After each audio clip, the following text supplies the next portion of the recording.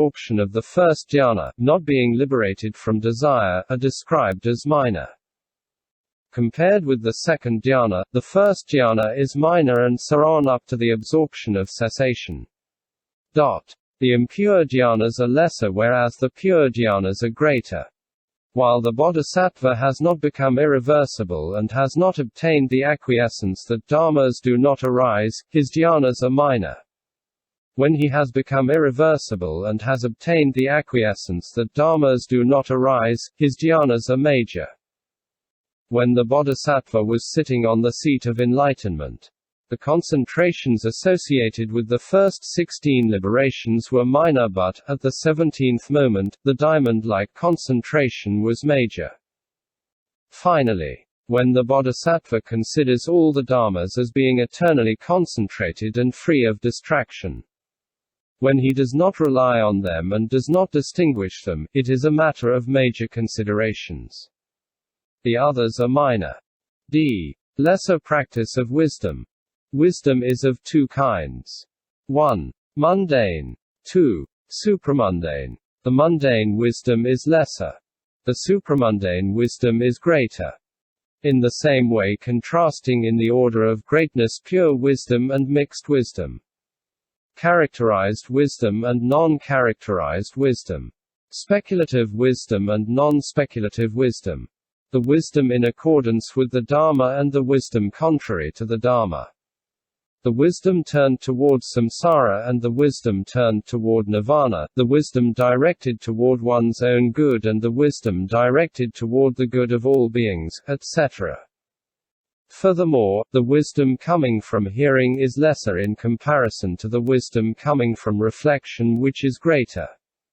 The wisdom coming from reflection is lesser in comparison to the wisdom coming from meditation, which is greater. The wisdom which produces the mind of supreme complete enlightenment is lesser in comparison to the wisdom utilizing the six perfections, which is greater. The wisdom of practice is lesser in comparison to the wisdom of skillful means, which is greater. In the course of the 10 bodhisattva bhumis, skillful means is always being developed up to the 10th bhumi.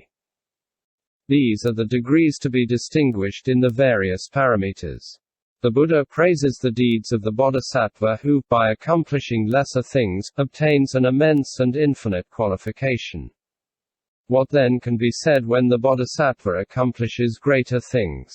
Other people who give up their wealth and try very hard by means of their body, speech and mind, painfully gain a small amount of merit. It is the same when they practice discipline, patience, exertion, meditation and wisdom. They do not reach the bodhisattva who, by means of lesser efforts, gains a great retribution, as we have said above. The air that escapes from the mouth produces an articulated sound, but this sound does not reach very far. By contrast, the sound that comes from a horn has a long range. It is the same for the perfections of generosity, etc., practiced to a lesser degree by the bodhisattva. Whereas among other people who practice these virtues, the merits gained are little rewarded, the bodhisattva mahasattva, by means of prajnaparamita and skillful application of his merits, obtains an immense and infinite merit.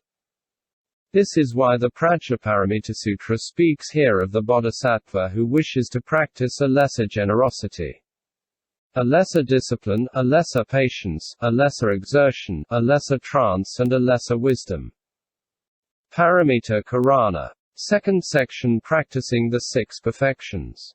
Sutra. The bodhisattva mahasattva who wishes to practice the perfection of generosity, the perfection of discipline, the perfection of patience, the perfection of exertion and the perfection of meditation, must practice the perfection of wisdom. Sastra. For the meaning of perfection, see what has been said above. I. Relationship between prajna and the other perfections. Question. Either the first 5 perfections are the same as prajnaparamita or they are not. If they are the same as prajnaparamita, there is no need to posit 5 distinct perfections. If they are different, how can you claim that, in order to practice the perfection of generosity, it is necessary to practice the prajnaparamita? Answer. They are both the same and different. They are different in the sense that the prajnaparamita that considers the true nature of dharmas presupposes and holds no dharma. Generosity itself rejects all inner and outer good. But if one practices generosity in the spirit of the prajnaparamita, the generosity takes the name of perfection. Furthermore, the first 5 perfections establish the qualities, and the prajnaparamita chases away persistent thoughts and wrong views. It is as if one man planted grain and another man hoed and weeded to strengthen the grain. In the same way, the prajnaparamita makes the 4 other perfections ripen. 2. Prajna and generosity. Question. Why does the Prajnaparamita say that in order to practice the perfection of generosity, one must exert oneself in the perfection of wisdom? Answer. Generosity is of 2 kinds. 1. Pure. 2. Impure. 1. Impure generosity. Impure generosity is 1. Giving from pride, thinking, if destitute people give, why should I not give? 2. Giving from jealousy, thinking, my rival has acquired a reputation and has surpassed me by giving. Now I should give more generously still in order to surpass him. 3. Giving from love for reward, thinking, by giving a little bit, my reward will be 10 million times better. Therefore I give. 4. Giving for the glory, thinking, now that I like to give, I am esteemed by people and loved by the crowd. 5. Giving in order to win over people, thinking, the person to whom I am giving now will certainly take refuge in me. Practicing generosity with many fetters of this type is impure generosity. 2. Pure generosity. Pure generosity does not have these mean tricks. 1. Guided only by pure intention, he thinks about the fruit of ripening as a result of causes and conditions. He has consideration and pity for the beneficiary and does not seek for actual profit. He aims only for the benefit of future lifetimes. 2. Furthermore, there is a pure generosity that does not seek the advantages of future lifetimes but which favors access to nirvana by way of mind cultivation alone. 3. Finally, there is a pure generosity that, out of great compassion for beings, seeks neither personal benefit nor the accelerated acquisition of nirvana but strives only for supreme complete enlightenment. This is pure generosity, and it is in the spirit of the Prajnaparamita that it is possible to practice it.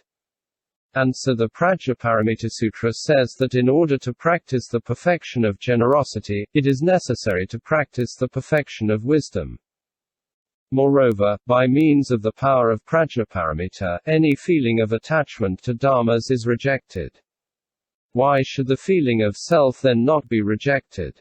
Having rejected the feeling of self, one regards one's body, one's spouse, one's son, as a blade of grass and, without the least consideration, one renounces them completely. This is why the Prajnaparamita says that in order to practice the perfection of generosity, it is necessary to practice the perfection of wisdom. It is the same for the other perfections, morality, patience, exertion and trance, for they are maintained by the spirit of the Prajnaparamita.